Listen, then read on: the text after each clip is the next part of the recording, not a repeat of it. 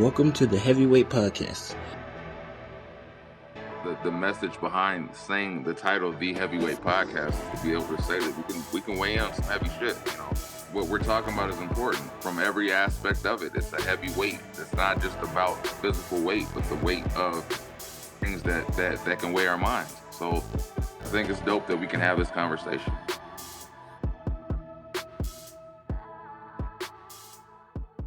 What's good? This is episode 135 of the Heavyweight Podcast. I am Studden McFly, back again with these three guys. Go ahead and state your name for the beautiful people out here. They call me Johnny Big Meat. How many did you say that louder? Did you say Big Beat? Johnny Big Meat. Okay. I thought it was going to be serious. It's your boy Molly Through Grouch. I'm not calling you that. I'm not calling you that. And they call you Hunter. I was going to say they call me Daddy Longstroke, but you know I can go with Hunter. Them little ass legs. But the third one was nice. I'm sorry. All right, we gotta get serious. Let's get serious. The third one was nice though. Get serious. I believe you. I believe you. Oh my God. All right. How are your weeks? This week? Hilarious. This week? Let's get serious. Trying to think. Johnny. That's good when you don't have to, when you like don't recall anything. Yeah. It's Yeah, like, you know, that means You get you into it. rolling Like through. It's one of I'll those. tell you motherfuckers that, and y'all be like, damn. I'm like, no, it's nice when nothing happens. You know? Like we were talking earlier. It's like that loop of life. It's gosh, you glad when shit don't happen. We're gonna get there. You We're know? gonna get there. It's glad when it don't happen. It's nice. Sometimes you're just stuck in a simulation. It's welcome to the world. You trying to break out of the matrix. A couple weeks ago, I was like, man, I wish somebody would just unplug me like Neo. Dang, you know. Do you really want to live where Neo was living at afterwards? At least I know the real. We were talking about that at work, and I was like, At least he knew the real. He wasn't living in And that benefit him how? He finally got his own free will. Anyways. how was your week? Don't chase the white rabbit. Just living life. I've heard that, but I was usually over drugs. I know. I want to say this. Thank you, Kevin, for reaching out. You said something, and I said I kept going back to it anytime I was low. You said that there was were they Rangers? Yeah, my homie. And you said that today sucks, but let's quit tomorrow. And that shit stuck with me, and so I started listening to David Goggins, and so I've been just trying to, like I said, snap out of being in a dark place. So, like I said, that statement, I kept reliving it. Today sucks. Let's quit tomorrow. That's what I go by. We can all quit tomorrow. Tomorrow's a new day. New day, new challenges. So, with that being said, we'll go ahead and get into it. I said, damn, we in it. We cutting off already? Y'all niggas get 5 minutes this week. We got that life shit that, you know. I was watching a video. It was the guy that plays Reacher, Alan Ritchson. And it was a random video popped up, and I think I was supposed to see that shit. You know how certain things happen, you feel like you're supposed to see it. Mm-hmm. And it was a video about him contemplating suicide. And he said that, like, he had got it hung up an extension cord and he was going to hang himself. And he said his reasoning for doing it is he felt like he was giving the world a gift of not having to deal with them anymore. And it hit a chord with me and made me feel that way because I've always felt like I was a burden to everyone. So, like, hearing that at that time, it struck a chord with me. And that's literally a lot of times where I'm at is that I don't want to burden the world anymore. And You know, the only thing I could say about that is I get when people use the word world, but fuck the world. What really matters is your world, your circle, your life. And the people in your life want you there. You know? So when you feel like you don't benefit or it, you know, whatever it is, those people in your house, they don't want you gone. And that's all that really matters. Yeah. No. Depression can be a motherfucker. It can. Because it's like when you think that way, you're thinking you're a burden. Mhm. And like definitely been there. Right. Plenty of times. And that's what I say, you need to talk like- and, you know, somebody give you that other perspective, because you might not really see it or might just Well, kind of dismiss it. I think the hard part is it's hard to see past that. Mm. But I guess if you can find a way to get to the place to where you can kind of look from the outside, it's like, how could I possibly be a burden just because I have my emotions and how I feel? You know what I mean? Like, but that's good. I'm human. You don't want a robot. You don't want somebody who doesn't go through nothing. Like nobody's wants that. Like, okay, we have struggles and shit. We all do. Like that's how it goes. And it's like we're supposed to pick each other up in that and be like, yo, man, that ain't a burden. Hell no. I'm happy to do that. Like, you know what I'm saying? Like, and it's one of those where it's hard to see past that, but you gotta like just, I don't know. It's like it's because that sounds so dismissive to say, like, to find a way. Right. Yeah. Because it's like that's the hardest thing to explain to somebody. Like, I don't know how to explain to you how to find a way. Cause like I could tell you how I do it, but that don't mean it's gonna work for you. I just think sometimes we get so caught up in, you know, day-to-day life that we don't always notice the little things that are creeping up, building up in the background. Yeah.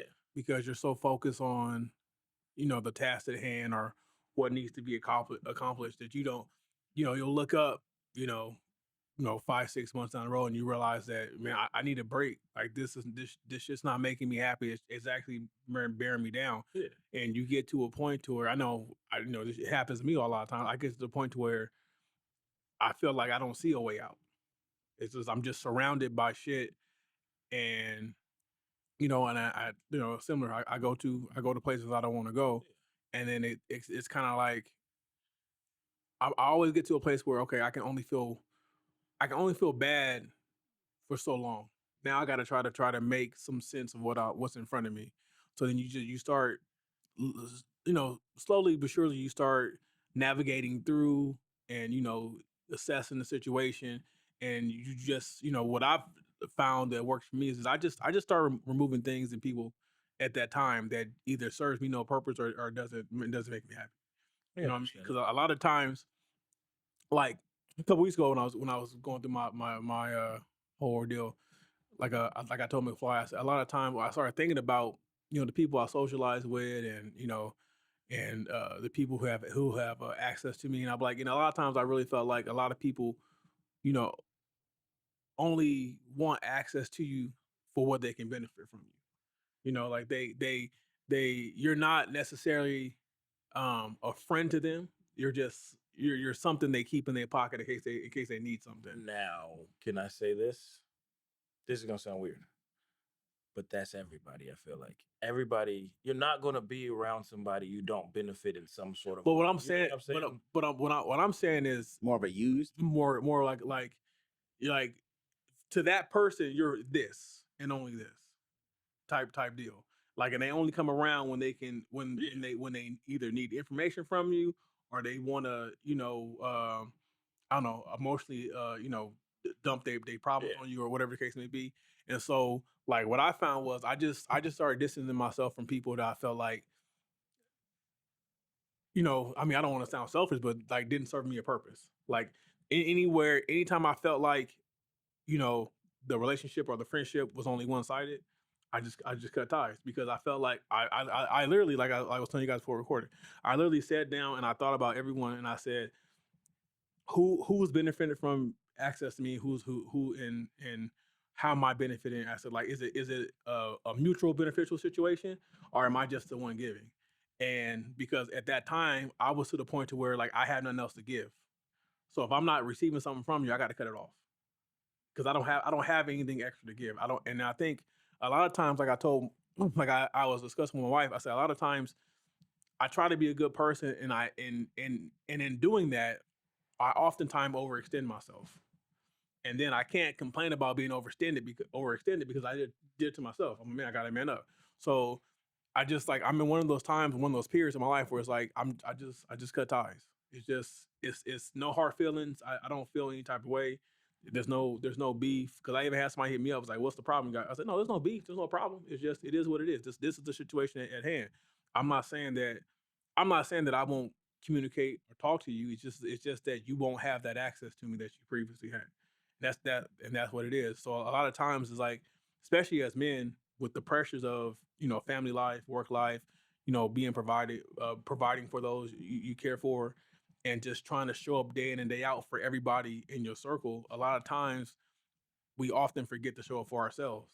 And I think that for me in particular, when I stop showing up for myself is when I get into that mindset.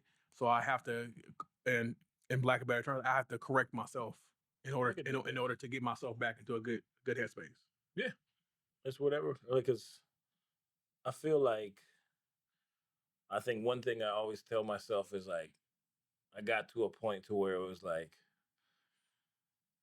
I worked this hard to get here. I'll be damned if I don't see what the fuck it looks like at the end. Yeah. I don't know when the end's gonna be, but I'm curious to see where the fuck this goes. Because I know how much I've worked now, and I'm like, there's no way I'm not gonna work to keep progressing. You know what I mean? So I feel like at the end of this, there's a good possibility it goes out a good way. But you also don't know how that goes. But I kind of want to see how that story goes. I think another like little caveat to it is like when you start to feel not appreciated, I think that Yeah. also drives it. Because I think everybody wants to be accepted and appreciated to an extent, right? Human nature. But it seemed like, um, just in my friend, I looked around and I felt like there were some people that took me for granted. So I removed myself. Yeah. Where they say cut the cords. Yeah. Cut the cords. What you feeling? What y'all feeling? All right. Yeah. How do you deal with your like the instances where you have bouts of depression? Like, what are your things that you kind of tend to go to pick out of it?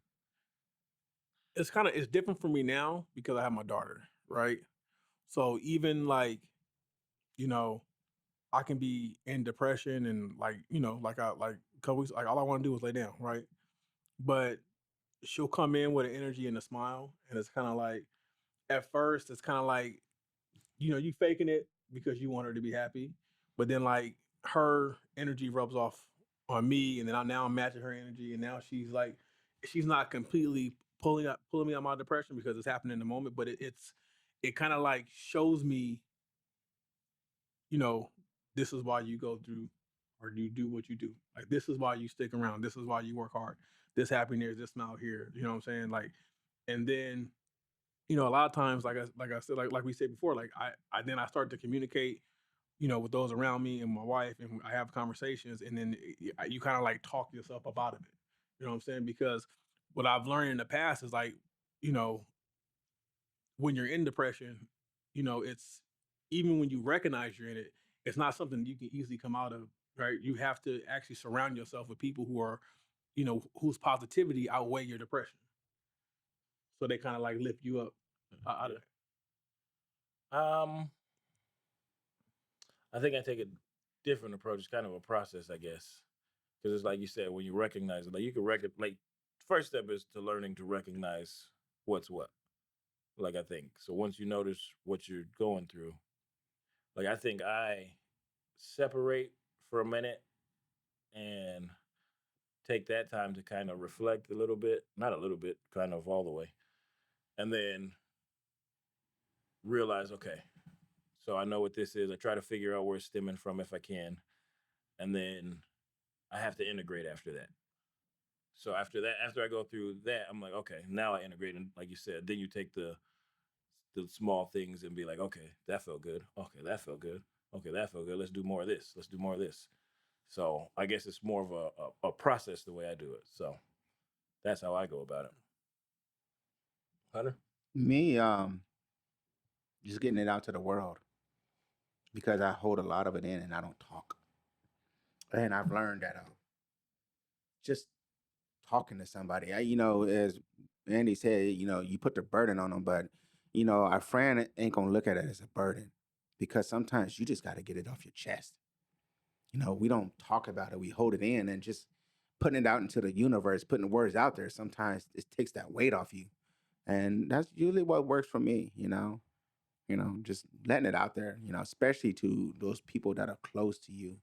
The last time I was in the thing was what took a big chunk of the burden off of me was actually telling my wife what was going on instead of not saying anything to her. And the conversation that we had, really changed what was going on. And and then, of course, through this whole podcast and everything, I've learned that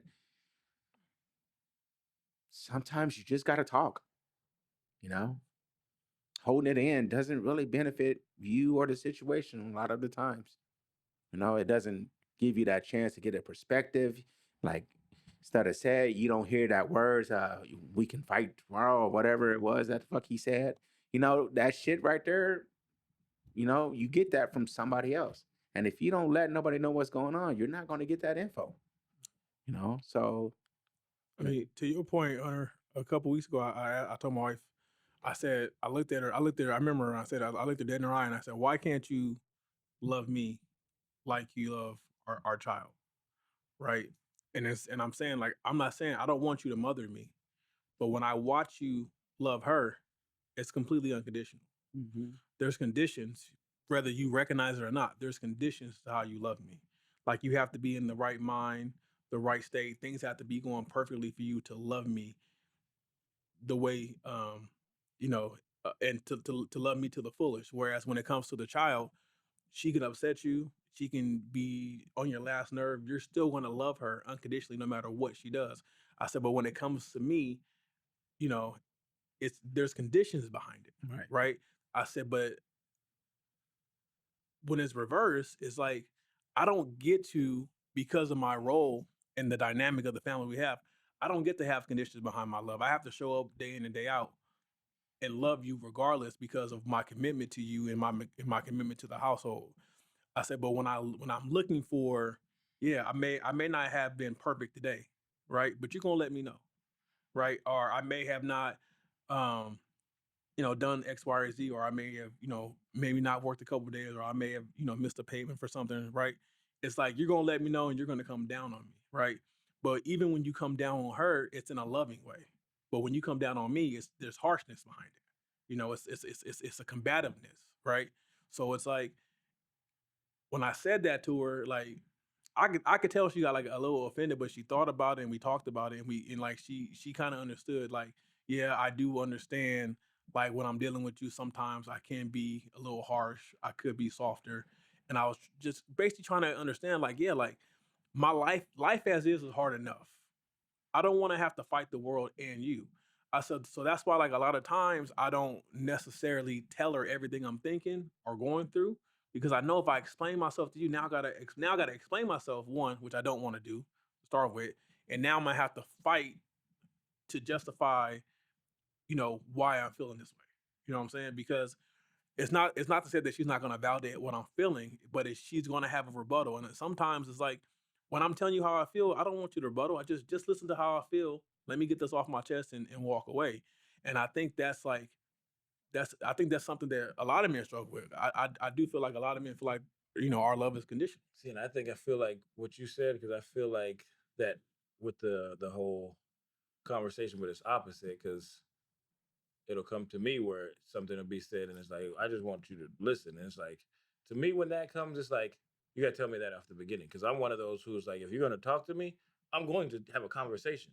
Like, you're not, might not like what I hear, but if you tell me off top, like, hey, I'm venting, just let me get this out. All right, I'm going to shut up. But I think, like, all of that comes down to, like, that. Damn, that's weird that everything is almost a communication thing. And that's one thing we always, But we just is men. I think I've said this in the past, Kevin. Like me and my wife, we've evolved to the point where we had that conversation before. Yeah. So when she said, I need to talk to you. So then the next question, like, is we ask each other, are we having a conversation? Yeah. Or am I listening? Right? So like, but a lot of times, you know what I'm saying? Like I don't. I'm sorry. I'm just telling you. Yeah. Like, you can respond if you want, right? And I understand that I can't dictate how she's going to respond. But she did take accountability for not always being the softest, right? Yeah. Because it's like, I'm not, because at the same time, as her being my woman, I'm not expecting her to be hard with me. I'm expecting her to help me cultivate a situation to where I can be vulnerable to her, right? And I told her before, I can't be vulnerable with you if I'm going to be met with harshness. Now, I don't want to sound like nothing. Do you ever think that, because you're a very direct person, right? For the most part. Do you think that can come back that way, where it's not like she's thinking she's being harsh with you, she's just being almost like the same energy, you know what I mean? Well, I can see sometimes where I'm telling her how I feel and she can feel attacked. Yeah. And I, like I always say, as humans, it's hard to hear something and not take it personal, especially when they're talking to you about you. Yeah. Because I do the same thing when she's telling me about myself. It may be true what she's saying, but it's like, hey, like, you can, soften the edges a little bit. You know what I'm saying? Tell me something you like about me sometime. So it's like, I understand that, that's a hard situation to be in. But like you said, it is the communication part. And it's like, if I'm being vulnerable and I'm trying to get an understanding and I'm trying to like tell you how I feel and I'm trying to like get out of this place that I'm in, I need you to be receptive of what I'm saying. And if you see that I'm having a hard time, then you shouldn't necessarily respond with harshness. You should respond in a more loving way. That's a hard one, because I get it's an expectation, but that's the hardest thing in the world. But that's what the relationships are, the That's expectation. the hardest thing in the world. But I mean, like when you said I did, she expected you to be loyal, you expected her to be loyal. Yeah, It's but an expectation. I'm learning a lot to, like, not every expectation needs to be exactly what I'm expecting. You know what I mean? Yeah. Like, if it's in a direction, fuck it, you're trying. I will say this. My wife has always said,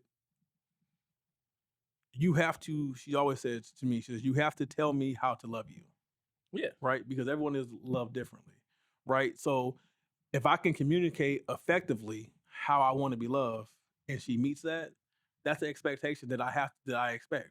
Because when she communicates to me, I need to meet her. I need to meet her where she needs to be loved. And that can change too.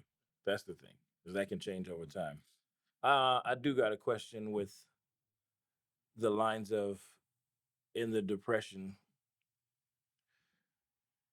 So have you guys noticed when you identified what triggers you? Like, is it usually something that's external that kind of like triggers you into it, or is it something that it just sparks?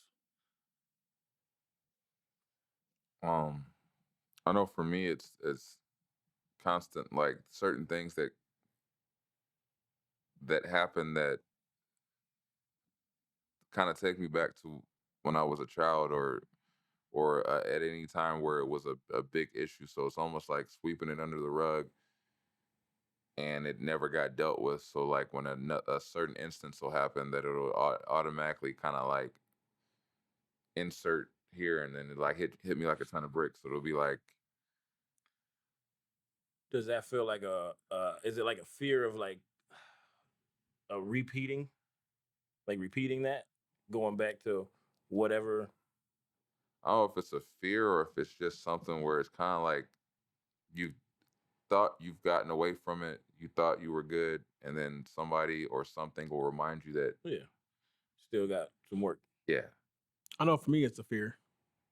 Because I don't want to go back. I don't want to regress. I only want to progress.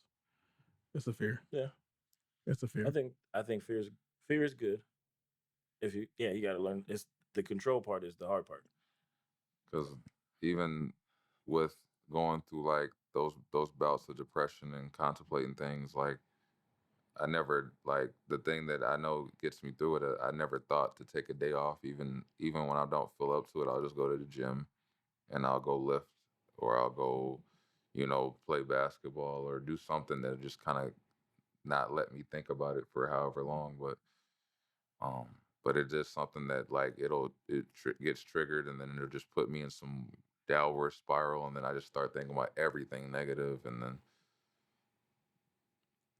Yeah. What I learned is like similar to you, Kevin, like sometimes I just need to get a good cry.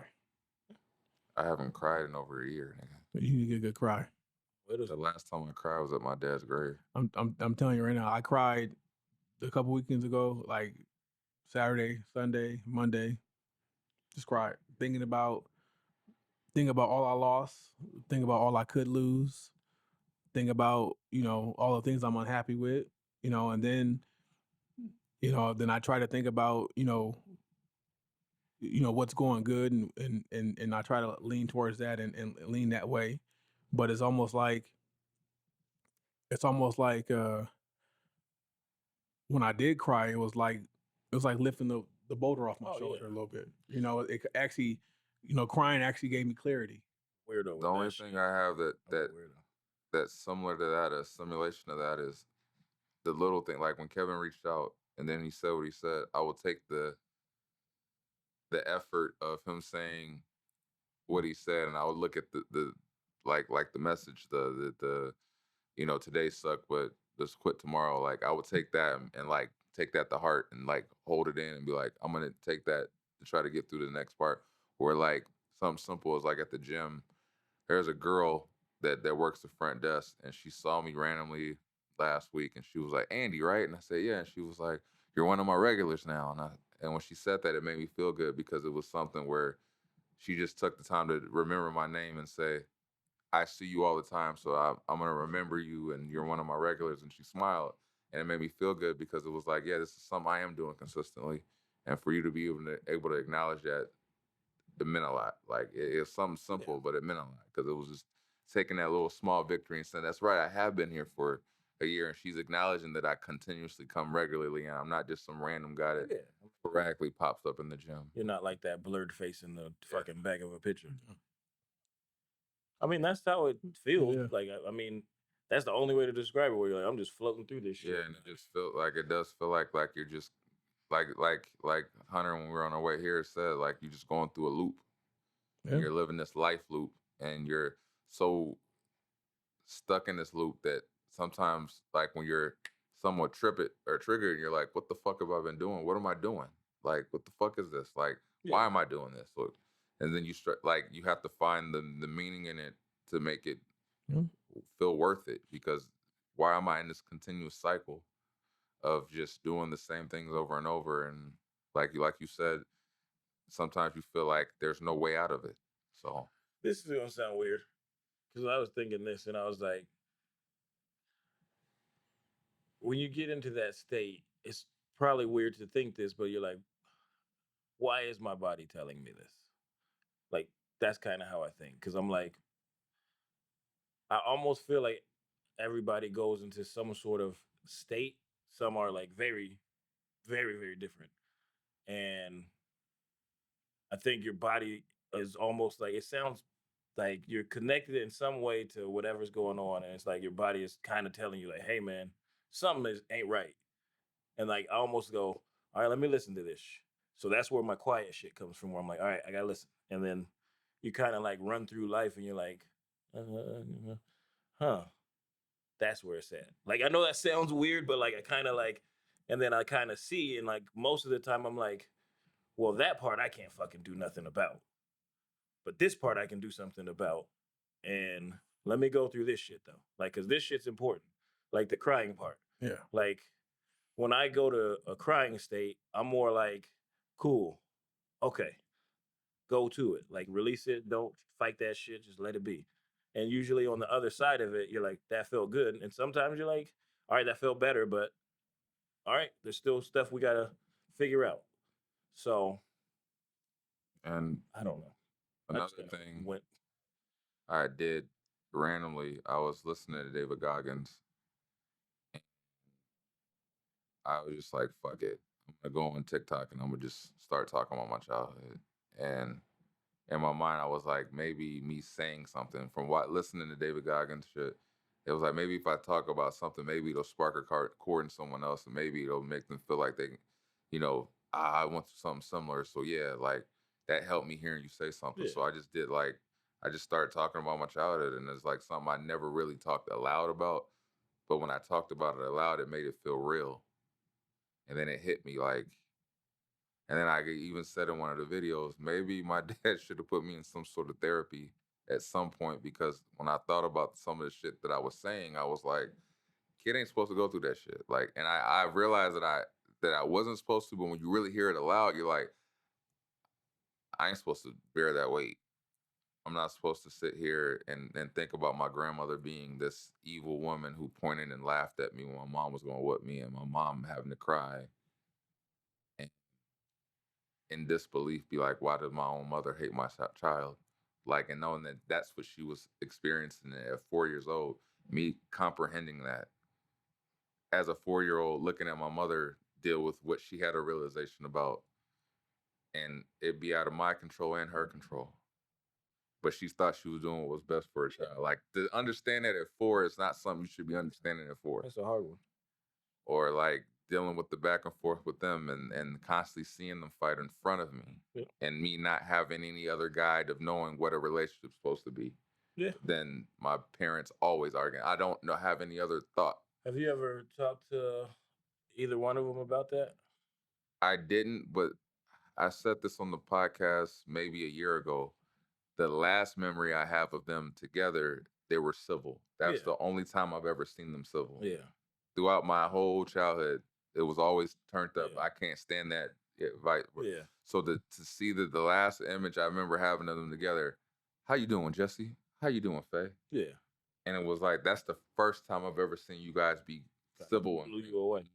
I'm used to something being thrown, Yeah. cops being called, someone screaming, whatever. So like the last image I did have of them was them being civil enough.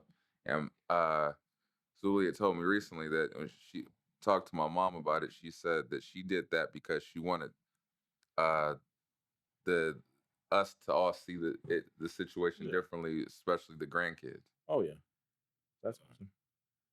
Yeah, I had that conversation with my parents, and it is like somewhere in the middle of the ocean. I was like going through that shit, and then I just kind of like cried after like probably like 15 years of not crying. That which fucking mad unhealthy. And like I came back home, and I remember talking to him, and I was just like, you know what? Like I get it. You guys did what you did, but you did the best you could. So I like forgive y'all. And like it didn't go too well with my dad. That's something. But you know that's just how he took it. And I wasn't mad how he took it. I'm like, that's how you're going. I'm telling you something where you're like, what the fuck you gotta forgive me for? Nigga, I raised you. And I'm like, I understand that. I get where you're coming from there. All right. Because if my boys came to me and said that to me, it wouldn't bother me. You know, to me, it's like, I'm glad you see that now. Because you don't see it when you're younger. You don't understand it. And we're a lot of us are doing this for the first time. We're going to make mistakes. It's just going to happen. Life is life. And when you get older, you see it. And you go through it even with your own kids. Yeah. You know? So it's the cycle that goes. When you say that, like, I think about like the last few times that I was on good terms with my dad, when we had fallen out and he come back around, he was like, you know what? Things happen, but I forgive you, son. And I'm thinking in my head, like, this mother. But then I was like, you know what? It's bigger. And that was his word. Like it's bigger to just be like, yeah, Dad, you forgive me, thank you, whatever. Just to be on good terms, fine. But like, it's that pride thing where it's like, I forgive you, son. And it's like, the last time we got into it was over. You know what? You forgive me, cool. Like that was how I took it. Like, you know what? If this means that we're on good terms, fine. If you have to say that you forgive me, I'm all okay. Like, but it is what it is. Pride is a very powerful thing. And a lot of people really fight to the end for it for no real reason. And to put that pride to the side is a big thing, too. Yeah. Like, if you have that strength to be able to say, you know what, I can put this shit to the side if it means getting to a better resolution, I'll do it. Because we got to realize that shit, this shit ain't, We feel like it's long. This shit ain't long. This shit ain't long at all. No. Just watching these kids, I'm like, damn. And it's Looking like at pictures, I'm like, oh, right. And it's like, you know, they when ain't little I was babies. talking about the whole being in a loop, you know, is I'm 10 years older than you guys, so I've been 10 years into it more, and it is a loop, but you gotta find that I said, make happiness the in loop that. bigger. Well, it's not even make that bigger. It's Yeah. find that happiness in the loop. Yeah. When you focus on all the negativity in it, it does no good. But in that same loop, there's so much positivity, taking care of your kids, Yeah. providing for your kids, seeing your kids grow up. You know, there's so many positives in it that sometimes we get blinded by the negatives. But yes, it's a cycle that you're gonna do, and you're gonna do it day in, you're gonna do it day out until And I would- damn near the day you die. And I would say one thing I kind of realize is the more positive connections you have, the better. Like the more positive connections you have, the longer you can go without it creeping up on Yeah. you. You know what I'm saying? So if you surround, that's why I think they always say, you know, it's important to surround yourself with the right people. You know, it's like it's better to have, you know, 3 or 4 people that you know for 100% have your back than to be, you know, on good terms with, you know, 20 associates that's only around for a good time. Yeah. You know, you want those people around that you know that in your darkest of times they'll pick up and say, you know what, something ain't going on. Let me at the very least let me reach out. Let me send a text. Let me send a phone call. Something like you want those kind of people around. You know, and when I had took the step back and I thought about it, so yeah, I was like, when I took the step back and I thought about it, so yeah, that's true. Like the people I felt like I said I probably got about a good 4 or 5 people right now I could pick up my phone and call and they'd answer and talk to me. Like if I really wanted to talk and get it off my chest, they would answer. But then there's also something to me where it's like I know I could, but I'm not going to do it. Yeah. So it's like how do I get out of that? You know, because it goes back to like what Andy was saying. Like I don't want to be a burden. Like because I look at like man like. You know, it's like, yeah, I know. Like, I could have called Andy. I was like, yeah, but you know, Andy got he got his shit going on, man. I'm not gonna pile on top of his shit. You know, Kevin got to sleep or whatever. You know what I'm saying? Like, so I started thinking about like in that mindset. I don't want to push, you know, what I'm dealing with off on somebody else because you know, I know, but You gotta think about it this way. Take those 5 people. Imagine if they called you. I'm answering the phone. You're gonna be there. Even with They're whatever gonna you be have there. going on. Like, and so it's like you gotta. Easier said than done. Understand that, but I'm like, if you have those people as people, then utilize that.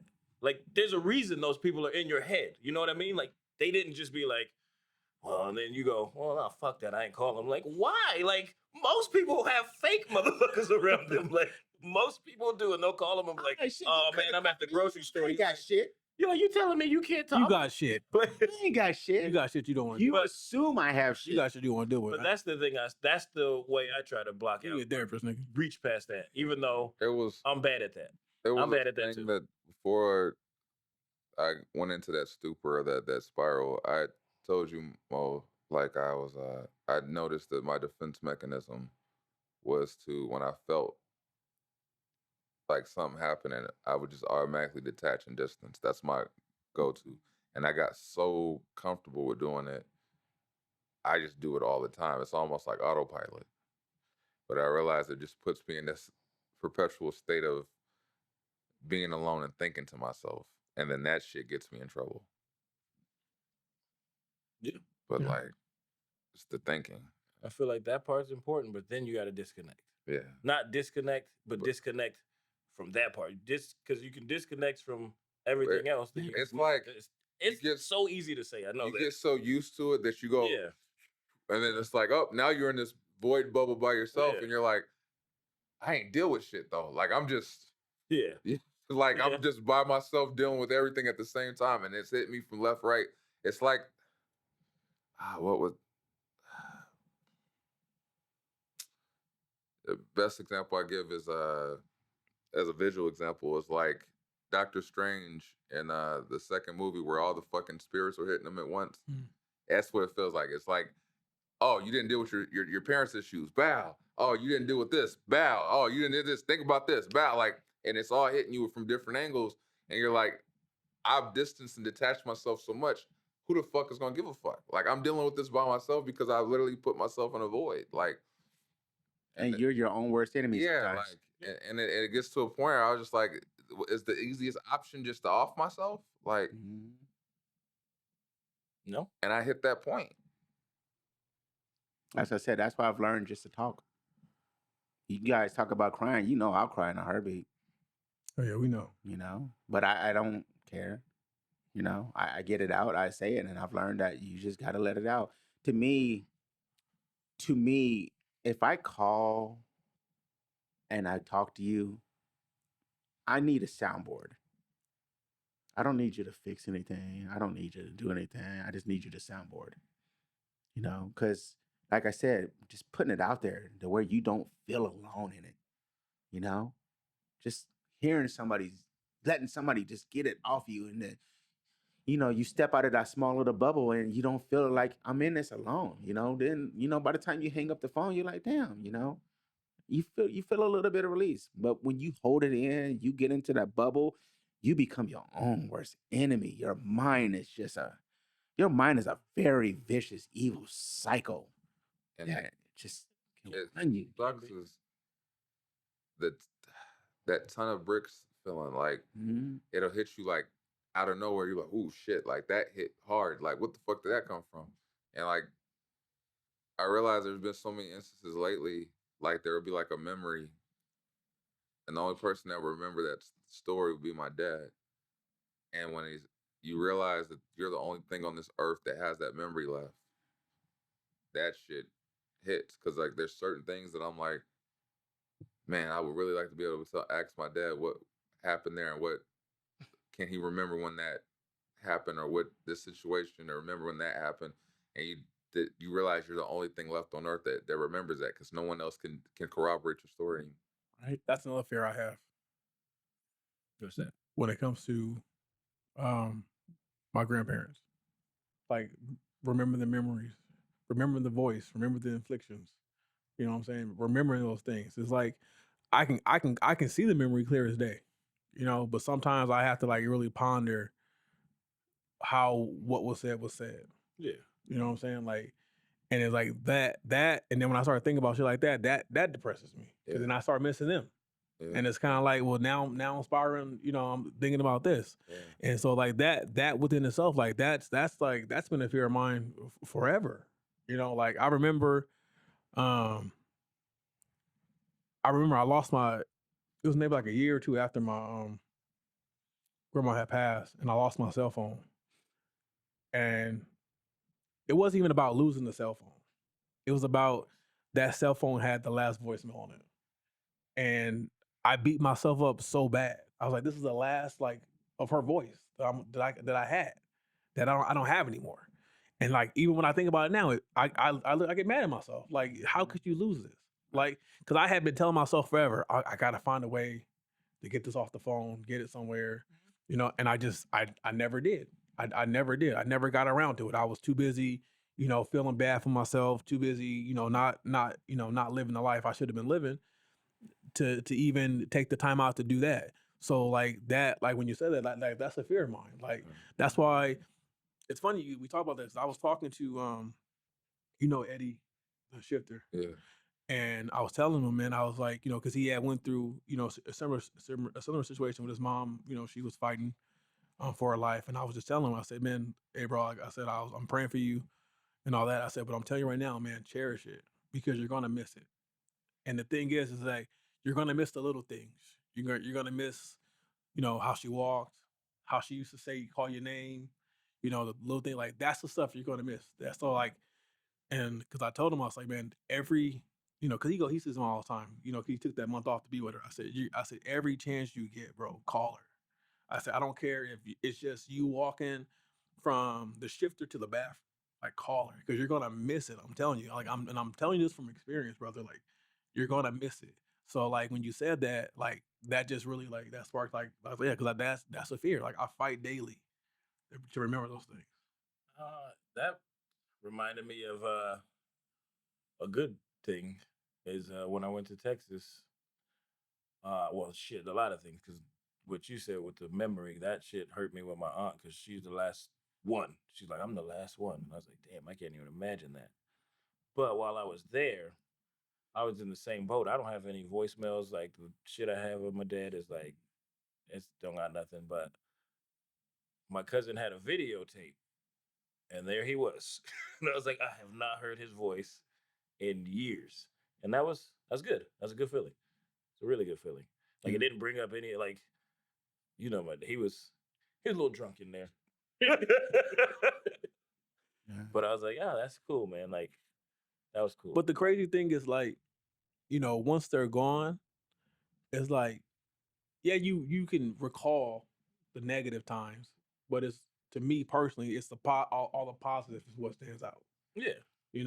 So to me that lets me know like it was way like what I thought was a big thing, it wasn't a big thing because obviously the positive are heavily outweighing what I thought was negative. Well, you find out because like there's shit I still remember that was bad, but you're like, eh. I mean, a lot of times I think about the bad. A lot of times I think about the bad stuff. I'm like, I deserved it. I deserve it. I don't feel that way with it. I just know the journey is like the big thing, the good and the bad, like the kind of culmination of like seeing that, like you get to experience that with that person. Yeah, it sucked that you had to have the bad in it, but like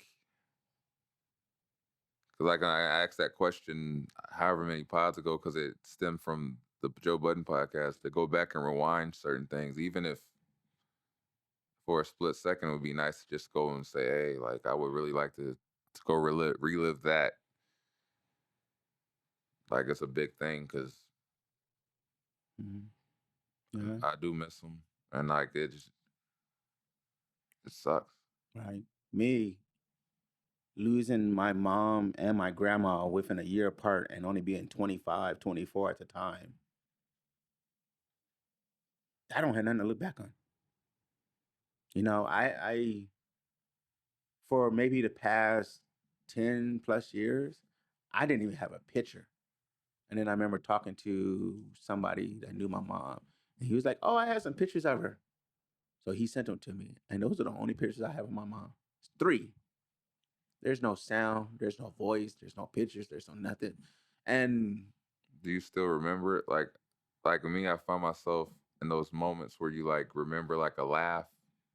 No, I can't. The last years of my mom's life was just tragic. Just tragic. To the point to where it's like you're at the point where it's just better off that they're passed away because they're not who they are no more, what they are, and those memories are gone. But in that same token, now that I realize that, and I said this before in this podcast, my main reason of doing this podcast is leaving my voice, leaving my sayings, leaving my face, leaving everything to where when I do pass, my kids, grandkids can always go back and pull this up. And they don't have to forget what I sound like, what I laugh about, my stories, my past. They still feel connected, even when you're alone and gone. That's big reason why I do this now. I said that before. It is everything else is what it is, but leave it at. Like I was going to ask you guys, what are you doing now so your kids don't feel that way? Extending the loop. That's what I mean by that. I'm making my loop bigger by doing shit that I'm like, okay, this is gonna make us happy. This is gonna make us happy. This is something like that's why I move so much. What are you leaving of you? What are you leaving that like you said? I should have had that voicemail. What are you leaving of you? I can tell you right now. My all. We have, and it's probably something I've seen the last couple weeks, the impact of our parenting onto our daughter, right? Because when she does her little impressions of us, you're like, oh, she's watching. Like, and she says, like, she can say certain words just like, Dad, I say this just like mommy. Oh, this is you, Dad. Or this is what you like, she'll mimic something we'll say, or she'll mimic something we do, and like flawless, right? And then also when she talks about us to us, the way her face lights up, how she's smiling, how she's happy, how like she always says, I have the best family. I just have the best family. So it's like and it's like it's little stuff like that that kind of like validates our parenting form because we're not relatively hard on her and but it's like we do make the effort to be the parents that we didn't have because we didn't have present parents. We didn't have parents that, took us, to practice and would sit at practice or went to games because, and my wife's her mother was a single mother, so she was working. She didn't have time to do stuff like that. My grandparents they couldn't get around like that, so it wasn't. It was something that we didn't expect of our parents, but we expect of ourselves. And so she's used to um always having attention and love from us, right? And then she also knows that daddy has a podcast, mommy and daddy has a podcast. So she knows, like, she knows that we have videos. She knows how to go through our phones to get videos. And she knows that, hey, when, I'll have these eventually one day, because she always says, one day this is going to be mine. Like, yeah, it's going to be yours. She like now she'll say, oh, this is my house. Like, it's just in time. This is my house. Like, this is what she says, right? But she also, like, what I did, I got this idea from somebody. I forgot, but like she has an email account. And I just randomly send her emails. And when she gets of age, I was like, here's your email account. Here's your, your mailbox is full, but here's your stuff. So like she has this stuff of just us. So like the pictures from her birthday party, all that. She's gonna have all that, and it's gonna be right there for her to have. So she's gonna know from the day we found out she was in her mother's womb that she was loved from that point until we're no longer able to be with her. Right? I just know they hate it, but any chance I get, I'm posting a picture, videos, whatever. Like I take video pictures all the time, just so they know that. And I see it happen now, even though they don't like it that it happens. That they always want to know what they look like as a baby, or whatever. And it's like, here's a picture, and there goes mom, or there's this, and remember when your brother was born, and it like Forget that way of saving it. yeah. That's the thing we forget. Like you said, I had the voicemail, but I never did nothing with it. Don't forget, you got to put that shit somewhere. I mean, it was 2008. It was a different time. But I'm still. It's not. It's you know what I mean though. Yeah, if you keep it on your phone, Yeah. and it's always on your phone, that doesn't benefit. You got to put that shit somewhere else because your phone is ever fleeting. So you got to put that shit somewhere else. Because if you don't pay for the cloud, then, So like I say, you got to make sure to put it somewhere else. I like his idea of putting it in the email. You can your emails. Yeah, I pay for the cloud, but eventually, if you're not there to pay for the cloud, like right. I like the email idea. That's a good one right there because your email is going to be there for the longest time. Like when she passed, my grandma passed. My cell phone was still on her plan, so I would call my wife's phone just to see her name pop up. Like that. Like I'm not laughing at that. I'm just laughing because when my dad died, I called my mom's house and she had to call her ID on the TV. And she's like, Kevin Ellis. It's like, Mom, I'm a junior. Like, yeah. I mean, it's little stuff like that. Yeah. Yeah, like say, but there are like there's videos and stuff like that. My sister has them. That I hopefully one day I can get for myself. But I have photos. I have tons of photos of them. I'm trying to just do. And me, I have nothing. Take them out. I have absolutely. I have their. You guys. I got their photo in my living room. I don't have that. That's what irks me. I don't have no pictures of my grandpa, my grandma, my mom. Just the ones I got from somebody else. Nothing. What's crazy to me is that it doesn't happen so much with my grandmother, but my grandfather. Since I'm friends on Facebook now with more of his like side of the family, and when I look at my cousins, and I be like, that's him. Yeah, like you can like the Biddle side of my family, them genes are strong. Like so, it's like it's them. And then when I look at my grandmother's side, they all stay in Washington. Like I can see it in like part of her features in some people, and like some not. Like, but it's weird. Like it's kind of weird. Like I guess like I see them a little bit. Yeah, Do that. I think we're taking a lot of time right now, though. make sure we see each other instead of just on funerals, and weddings. Like, and it was funny seeing my cousin because he was introducing me to his son, and he was like, "See, that's your cousin right there. He's your uncle's son." And he's like, you could see like he looked like us, and I was like chuckling. He was like, "No, but that's important. Like, we moved away, and I don't see nobody that looks like us." And like I want him to know that there's Ellis's all over it. And then like when we went to Virginia, that's what one of my cousins was telling me too. And it's like, and then it's just going around. It's like, hey, we're here. Yeah. So it's like that's the thing with me because we're taking the kids. We went out there and they still talk about like, let's go. Like, I want to go to our Virginia house, and like that shit is awesome to me. Like, I'm like, cool. So I want them to. That's what I'm trying to do is just be there as much as not be there, but you know what I mean. Like, just create as much.